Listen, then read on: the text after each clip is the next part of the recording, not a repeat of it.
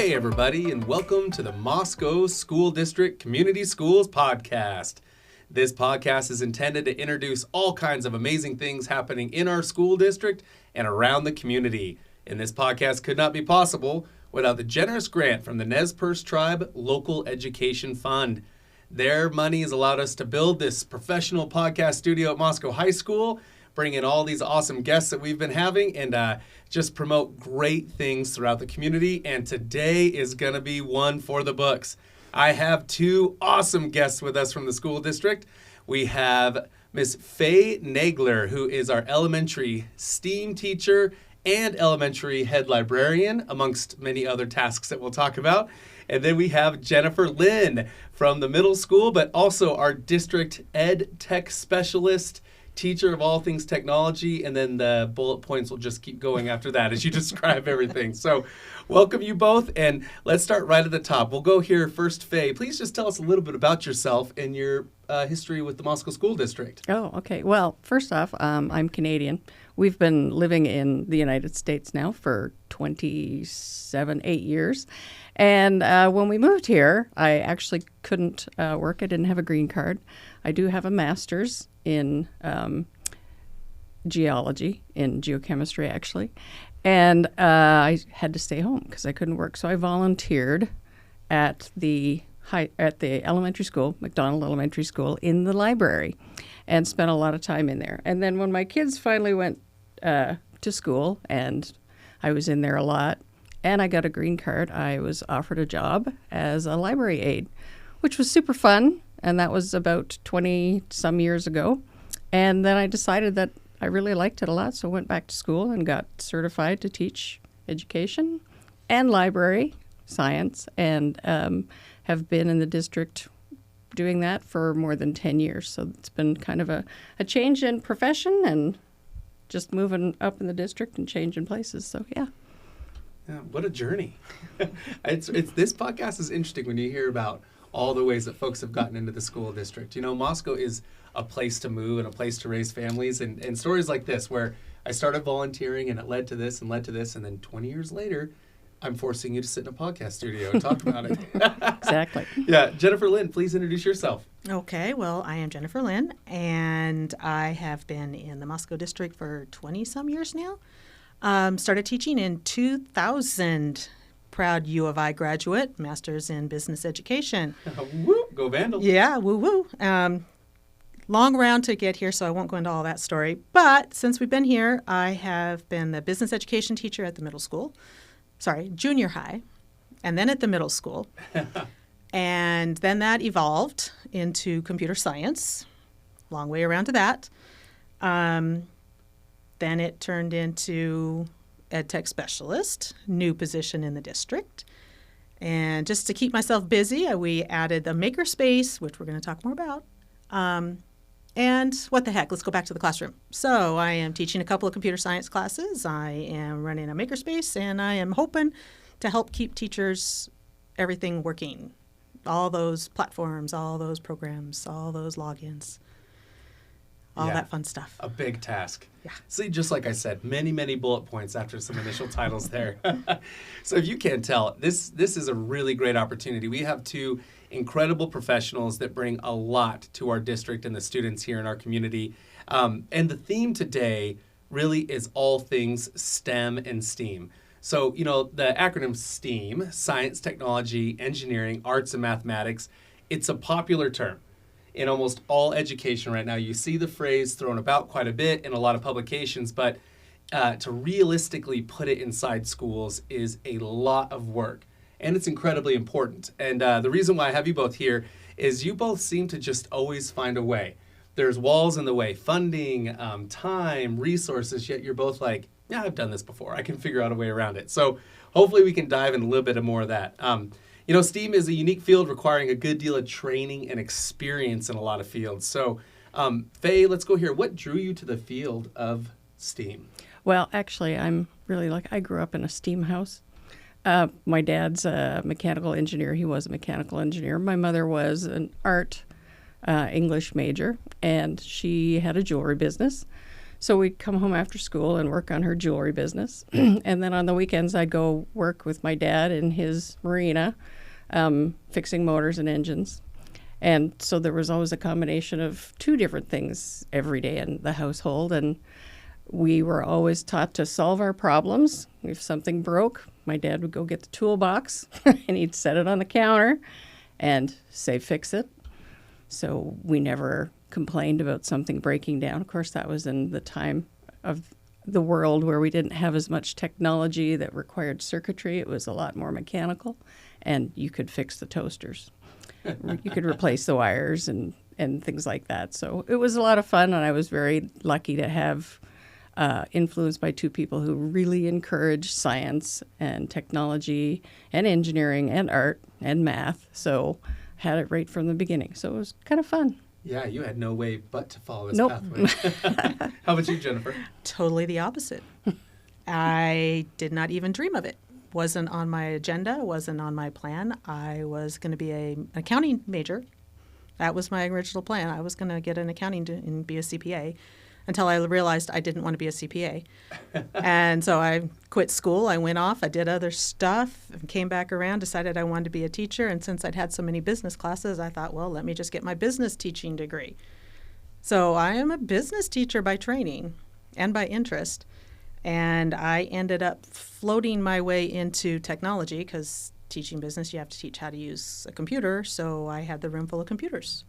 So when the kids said, can we learn how to program? It's like, all right, I'll go figure it out. So we all figured it out together. And so every time there's something new or different, we can figure it out. Let's go do it. You know, it's interesting you say that. I mean, supporting the many STEAM programs we have in the district, there is not enough credit given to the amount of training and learning that has to happen on the part of the teacher. You know, when you say the terms technology, it's ever changing, ever present, and a lot of times our students are like the whiz kids in the classroom that know more than us, and being willing to embrace that piece and stay on top of that. But so Jennifer, why do you feel STEAM is important to the overall education of students? I just see kids thrive. They thrive when they can put their hands on stuff and they can own it, and it's their idea and it's their project. I'd never see kids with as much resilience. It's like, I failed. Oh, let me go try this. Oh, I failed that too. Let me go try this. Ooh, that sort of worked. Let me try this a little bit more. Oh, hey, look at that. That's a good thing. How'd you do that? Can you show me how you did that? It's like, let them run. I love that they just kind of go with whatever you put in front of them. And most of the time, you just have to stand back and look. And I think that's one of the things that the classroom teachers marvel at when you go into the classroom and are doing anything with the students with technology, is that you just are watching the kids discover and learn for themselves. And that's the greatest part about STEAM, is that it's taking the things that the teachers are already teaching them, their math parts and their science parts, and it's actually, they actually can see how it all goes together. So it's really exciting. The teachers just kind of stand and are completely, amazed that their kids can do these things. Yeah. They never expect that, oh, you learned that. Yeah, they learned it. They learned it. I love that you have two completely different grade bands being represented with these same comments, though. You know, Faye this year is starting our computer science approach, our computer science standards and teachings at the elementary level, which means she's done all the groundwork to research the technology standards for elementary school, worked with a group we put together of other classroom teachers and educators, and has been pushing in STEAM lessons to grades 4 and 5, and now piloting lessons all the way down from kindergarten to 3rd grade. So by the end of this, if you are a student in the Moscow School District at elementary school, you are going to receive STEAM lessons around those technology standards. Yeah, you're definitely going to get STEAM lessons, and I think what it's going to do is that the kids are going to get a little bit of a taste of all of this. And for some of our kids in the district, they've never had this. So it's really exciting that some of our kids are going to be able to really experience it. For the others, there are some kids who have had STEAM lessons, and it's really great to see how much more advanced they are when they come into a lesson that I'm teaching. They actually kind of already own certain things. So it does make a difference, I think, what we're doing, starting young and going through, definitely. That's great. And they get passed off to you, Jennifer.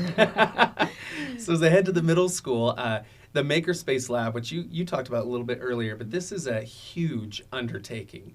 I know last summer, I'll never forget the email from you.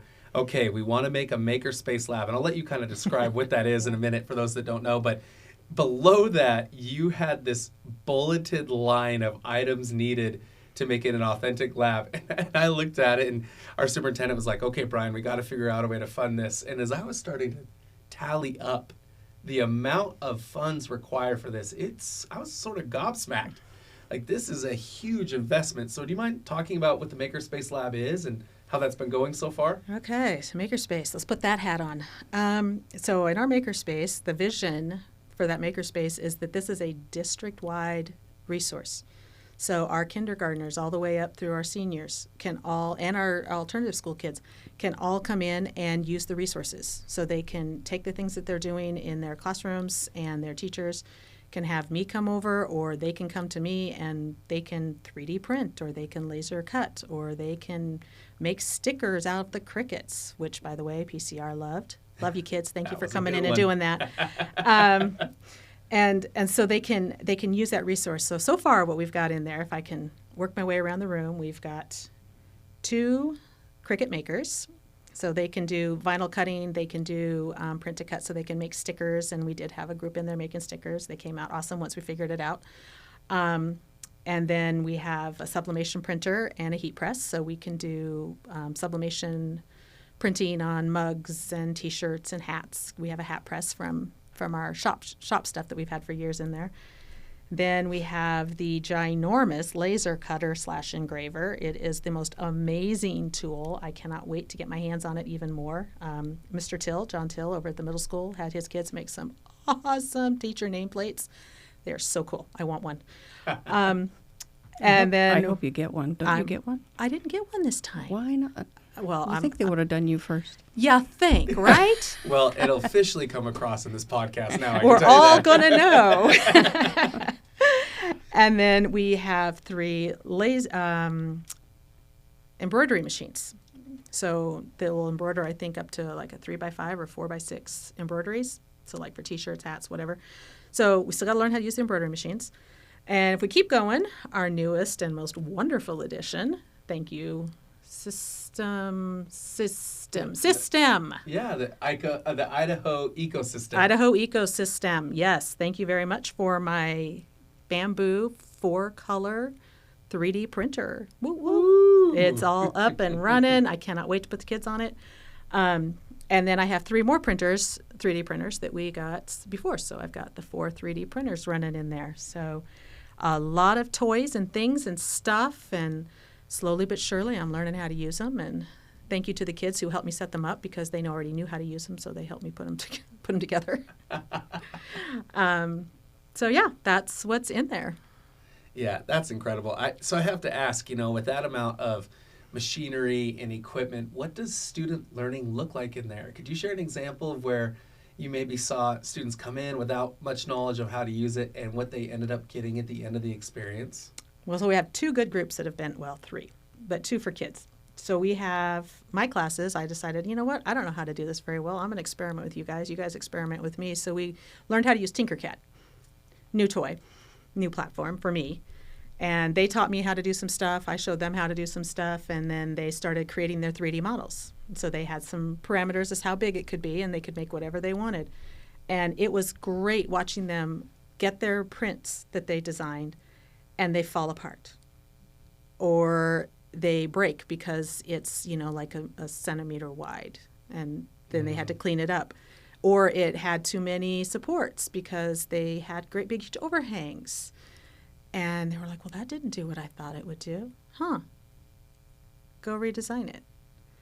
And then they'd print it again, and they get that second print. Woohoo, yay, that was great. So seeing them mess up, figure out what they needed to change, and come back and change it. It's like, there you go. That's learning. That's figuring it out. Yeah. I mean, that goes right back to what you were saying, Faye. Perseverance. You have so many roundabouts in this field working as a student, right? I mean, you're constantly fail they here, don't fail see, here. in the STEAM world, they just don't seem to see the same failure as a something that's bad. They look at it as a challenge, and it's one of the few places where that they actually can just let go and say, okay, that didn't work, let's try something else. It doesn't seem to be that way in a lot of the other classes that they take, and so I think this is kind of great for them to have a chance to be able to just really experiment and try things which they wouldn't normally do.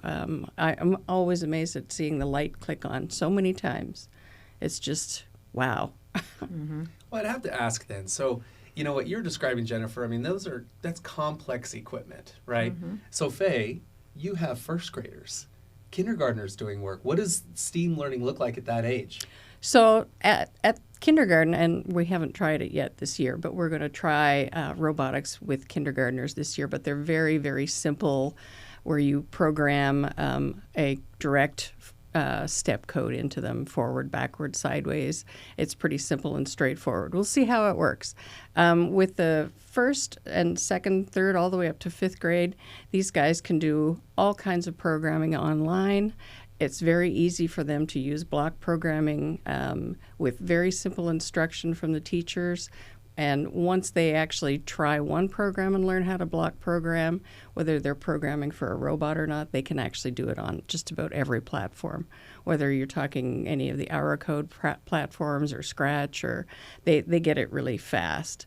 And then when they get to the point where they're in fifth grade, just leaving, they get to actually look more at what it looks like when you really type in your code and you're writing text code, which we just start to touch on at the end of fifth grade. But and then, of course, you get to do that all in the middle school. Yeah, if they take the computer science classes, then you get to take it up the next notch.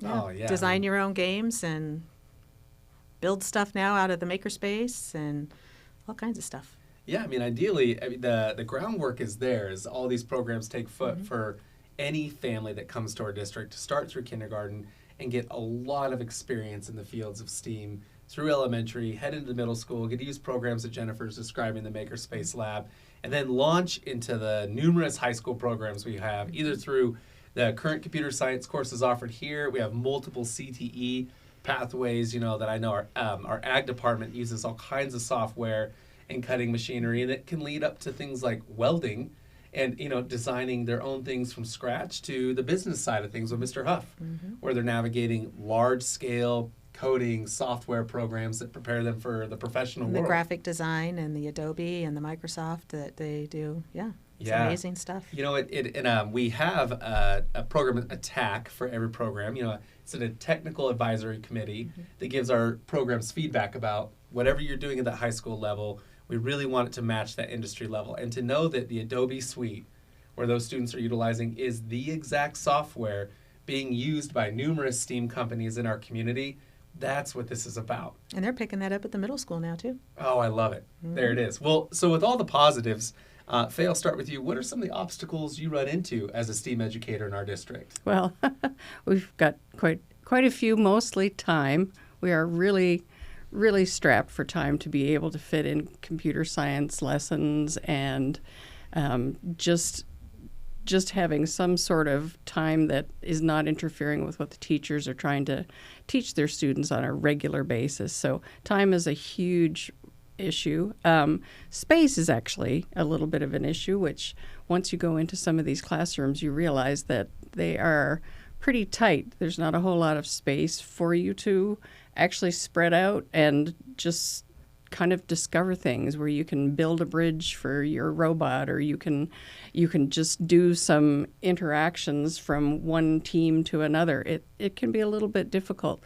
Amazingly, when you think about the size of the desks that most of the kids have, so for their entire time when they're in school, their desk size is about 2 feet wide by 18 inches. So that's their own personal space for an entire year when they're in school. And it's not really a whole lot of space. No, it's not. You don't really appreciate it until you actually try and put a computer on the desk and a robot on the desk and any worksheet on the desk. And all of a sudden, and if they can't have anything else on the desk, it's really small.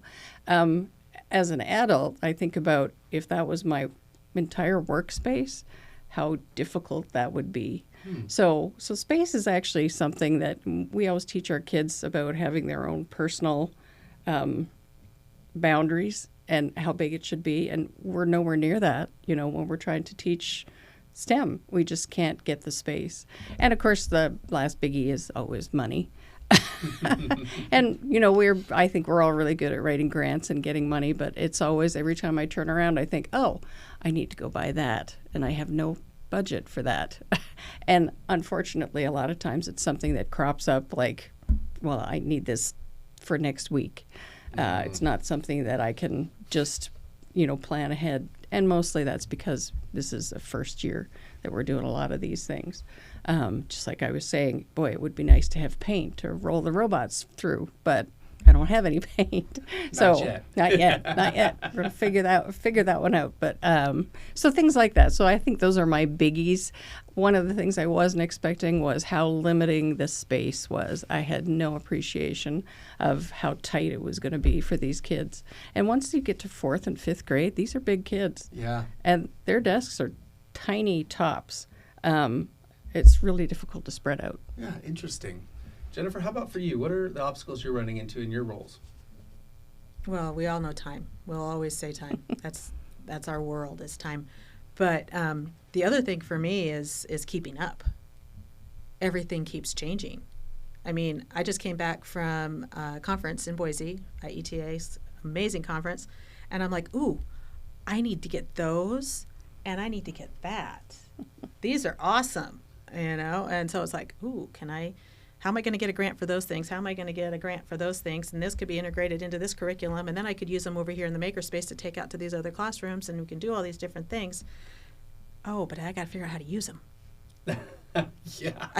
It's like the stuff in the makerspace. It's like, I got to learn that platform, and now I got to learn that platform. Oh, and now they changed those platforms, and now they've updated, or something's different. So that's always a challenge, just to stay up on. It's, I always tell people, it's like, okay, math is math. History is history. Technology changes every 2 weeks. Yeah. I can't sit on, this is what I've done. I have to constantly be trying to figure out what the next thing is, and then anticipate what's the next thing that's going to be coming, so I can be getting ready for it. I would have said money is a problem, but somebody, Brian, managed to find all that stuff. So thank you for that. Yeah, of course. It's your turn now, Faye. He'll hook you up now. Yeah. She's next. And you're right. We've been very fortunate with granting foundations for the makerspace. And I'd like to acknowledge, Schweitzer Engineering gave us a large grant to be able to purchase equipment and needed supplies to make sure our makerspace was up and running. Idaho Central Credit Union, that was one of the first groups that jumped ahead. The Idaho Ecosystem Group, which we spoke about. Am I missing anybody, Jennifer, other than those 3 large contributors there?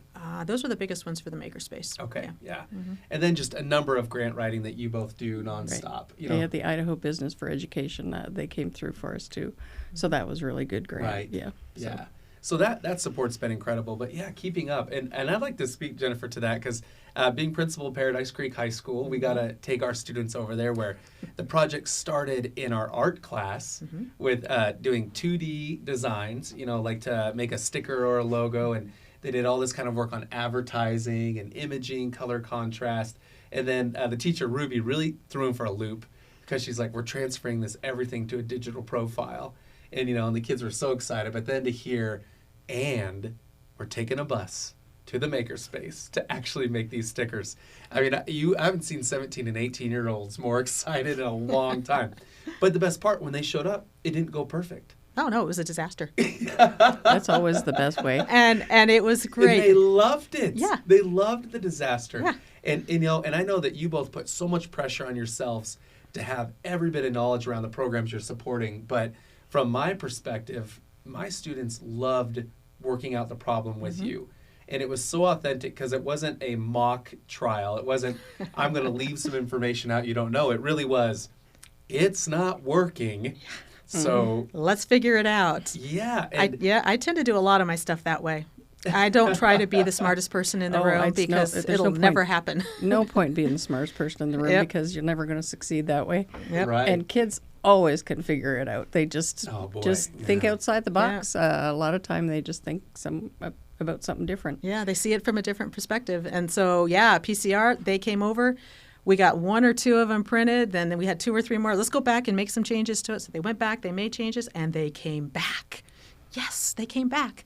And we got them all run, and everything worked. And I know you said you brought them over. I had you drop I saw you at the office, and you brought them over. I appreciate you giving me that opportunity. Yep. Jennifer gave me the final product, all the stickers.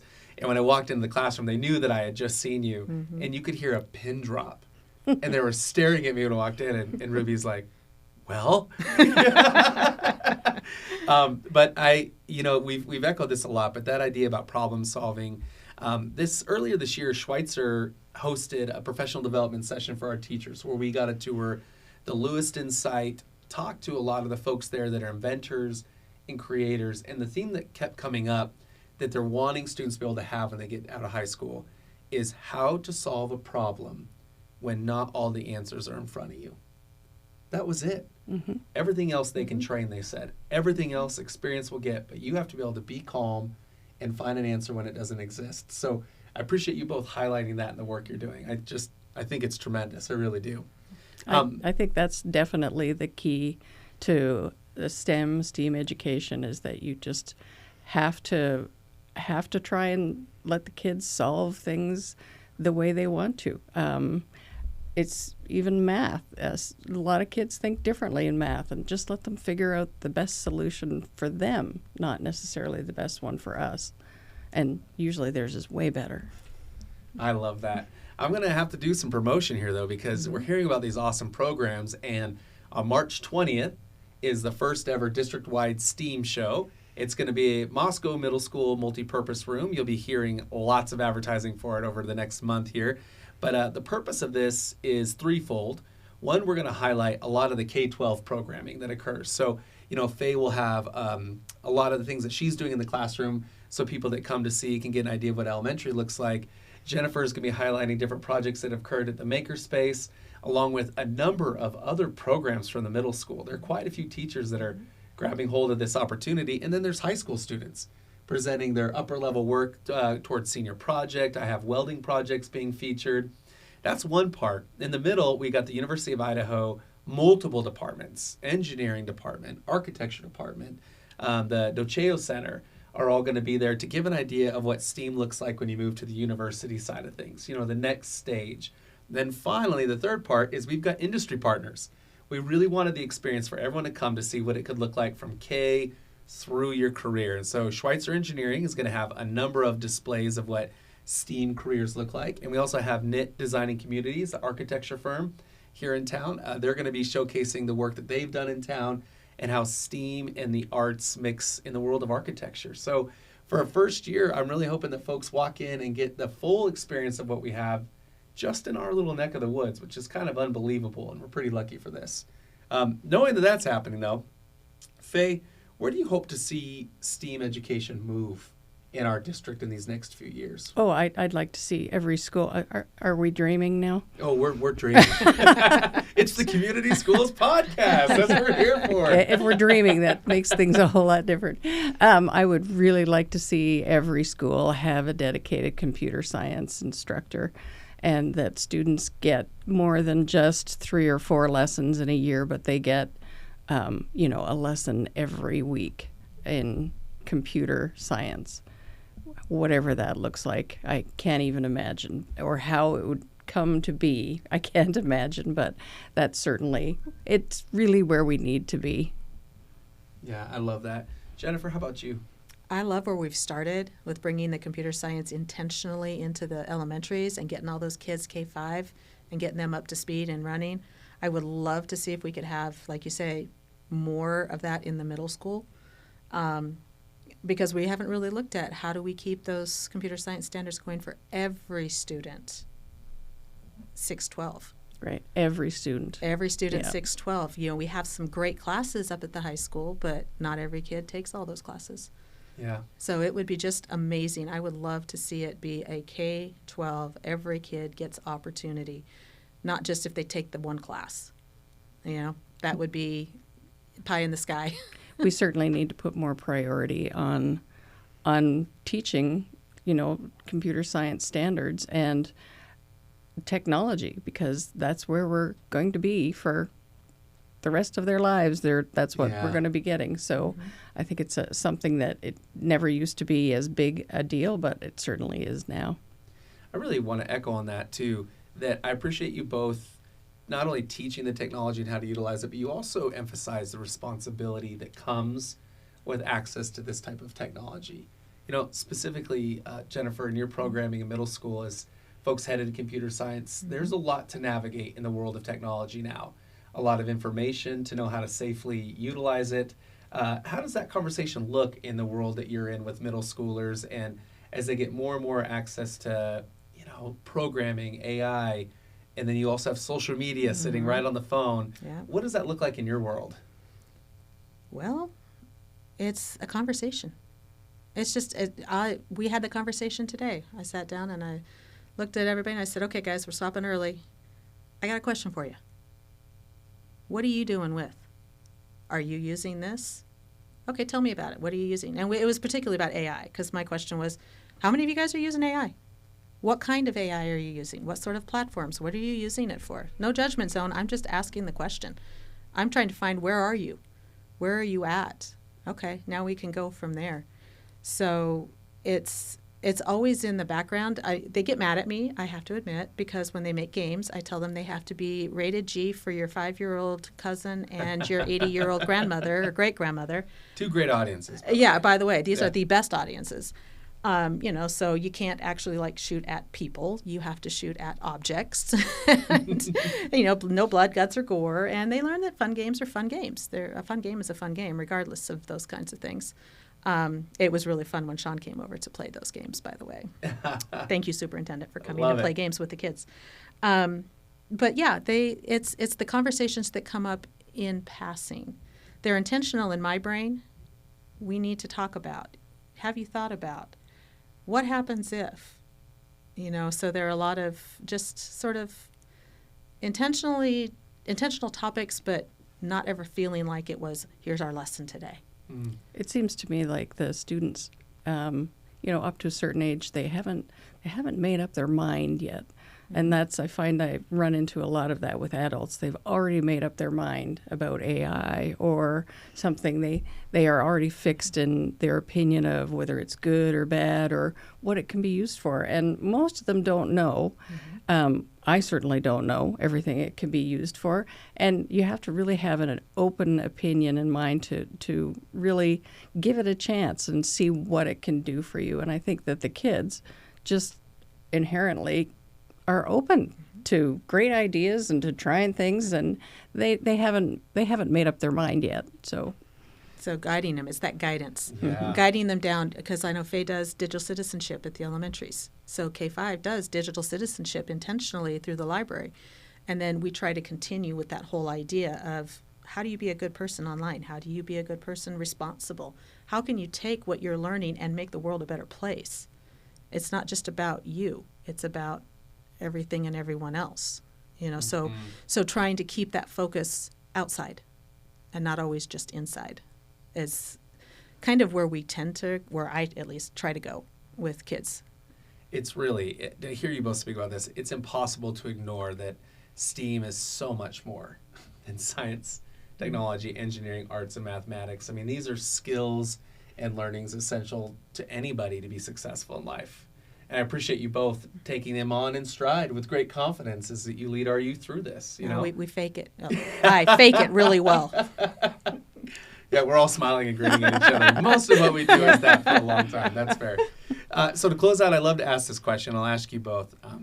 So we'll start here, Jennifer. What brings you the most joy as an educator in our district? I have a quote written on a sticky note that a kid made many years ago. There's 2 quotes on there. The first one is, I'm a genius. This is a kid that was really struggling to get something to work. And all of a sudden, you hear it from across the room. I'm a genius. I love that. And my other favorite quote is, this is so good it should be laminated. True. And I was like, that's what it's all about. You might actually have a business here selling to educators these on T-shirts and pencils. That is good. I That have is crickets. I can make them now. Good. You can make them now. And I know how to do that part. But that's it. When I hear that, and when I see that, it's like, it's a good day. Oh, that's awesome. Thank you. How about you, Faye? Oh, for me, I think I mentioned it already. It's those light bulb moments when the kids, usually what the question is they've come up with a solution and they say, well, can I do it that way? And my answer is, did I tell you couldn't? And they all look and they are just amazed that they're allowed to try things any way they want. And it's sort of, the light bulb comes on and it's like, oh, wait, I'm going to go try this completely differently than what I had thought I was going to do. So that to me is the best part about it, is that you just get those really great moments when the kids are just discovering how much fun it is to learn. Yeah, it's fun to learn. Well, this has been excellent. Both of you are driving new programming, which is exhausting and very, very difficult. And I appreciate you both doing this for our district, because things don't happen without educators like you both being willing to take on the challenge, plain and simple. So on behalf of the students and as a parent, as a member of the district, I appreciate you both greatly. So it's been a great episode here. Thank you both. Faye Nagler, representing all elementary technology, computer science in the elementary libraries. Jennifer Lynn, who's running our makerspace, along with ed tech specialist for the district and teaching classes, and then the list go long. Thank you both. Remember, this is the Community Schools podcast. What is Community Schools? It's our district program that looks at ways that we can help fill the gap so every student's learning experience is as rich and joyous and amazing as possible, and you too fit that bill. So thanks for tuning in this month. We'll have another guest next month. Until then, take care.